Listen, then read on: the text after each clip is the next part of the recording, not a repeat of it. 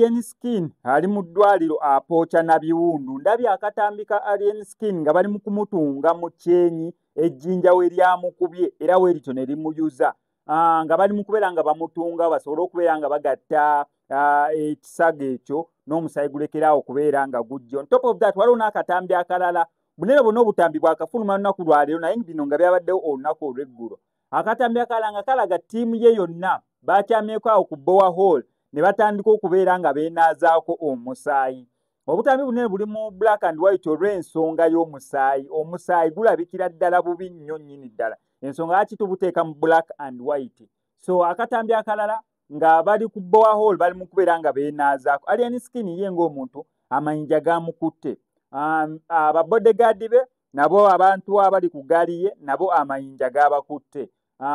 N'era ne bafuna ebisago eby'amaanyi. Emmotoka ze bbiri zaayonoonekedde ddala. Waliwo aka green ko baakasaanyizaawo almost n'endala n'era yonna ne bagiyiwa endabirwamu amataala ne bagayiwa. Full-figure kyavudde abuuza ekibuuzo nti omuvubuka ono mwagala aboneebone buli kaseera abeere ng'ali mu loosi oba mu mabanja ga kubeera nga atereeza mmotoka ze. Kubanga omuntu yandibadde ne ssente zeekulaakulanya ku kintu ekirala ssaawa zino n'era n'okuddamu kubeera nga akozesa amamotoka ge. Ensasa ge yabadde y'amaanyi. However, tetunnafuna information kuva side ya Alien Skin batubuulire bo ekituufu ki ekyaleetedde abantu okuva mu mbeera ne babakuba.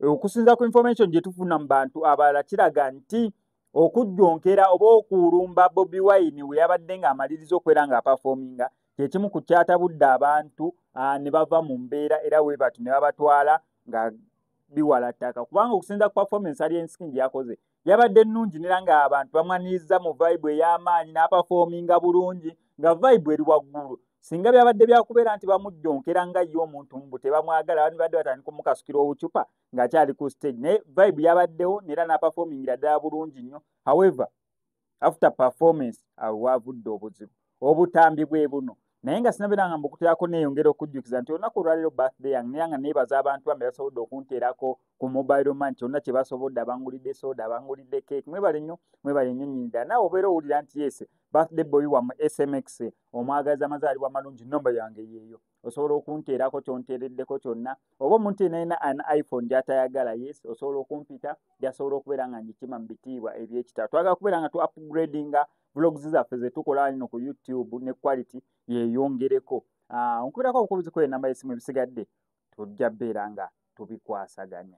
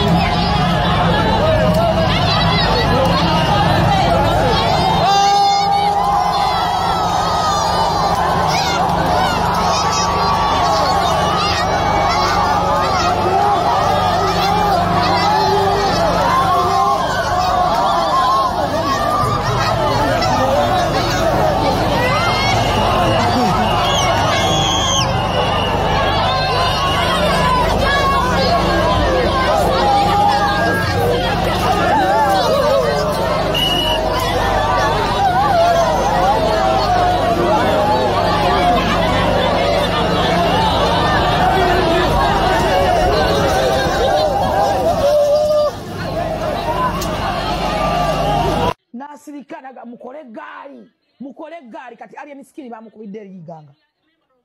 Ekisajja kiki kibaamu kye kyapanze emipango ne bakuba Alien Skin ne bayiwayiwa emmotoka z'omwana.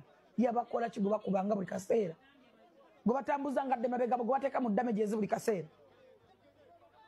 Abeerawo nga ye buli kaseera alina kukola mmotoka ze. Yagenze kuyimba avudde mu kuyimba mwagamba yagwa. Then ate yagwa mu mwagaza ki mukuba waki.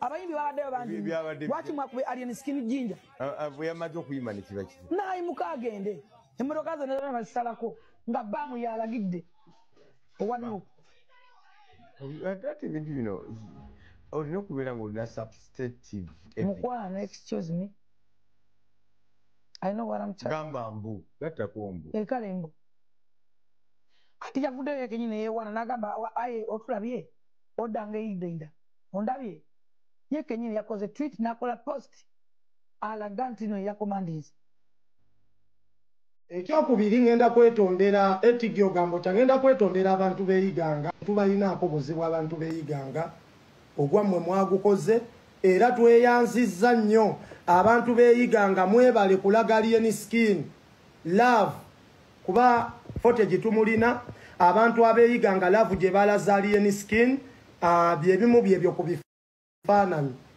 mwalaze Alien Skin love era nga tetubalinaako buzibu era nga mbasaba n'obuwombeefu bambi temukwata ku bantu b'ebusoga okubeera nga mubayisaamu amaaso oba okubakkakkanya ebyaddala laavu baagitulaze omukwano baagutulaze era babadde basanyufu nnyo ku lw'okukyaza Alien Skin okubakyalirako beebo mbasaba n'obuwombeefu nga mbeegayirira abantu b'ebusoga bambi tubasiime era tubaddize ebimuli byabwe naye waliwo propaganda atambula ti abantu b'ebusoga mwebale kukuba Alien Skin olw'okubanga yakwata mu Philippines munnanga abantu b'ebusoga ebyo tebabiriimu era tebabirinamu waliwo akabinja akaagala okwejja mu gaapu eno okubanga bateekawo abalala bo bakiveemu era ng'omusajja mmeeya eyakulidde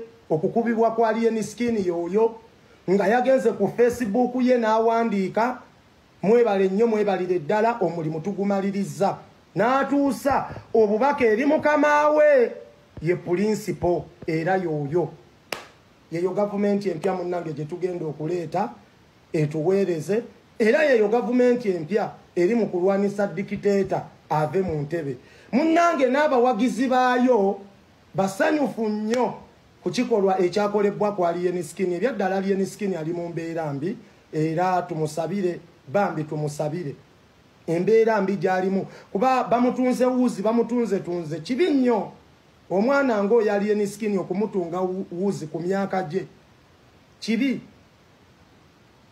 ku myaka gye akatabadde kabenje nti Katonda yakaleese naye ng'obuzibu buva ku bano bantu meeya mulamba wa Busoga meeya w'e Busoga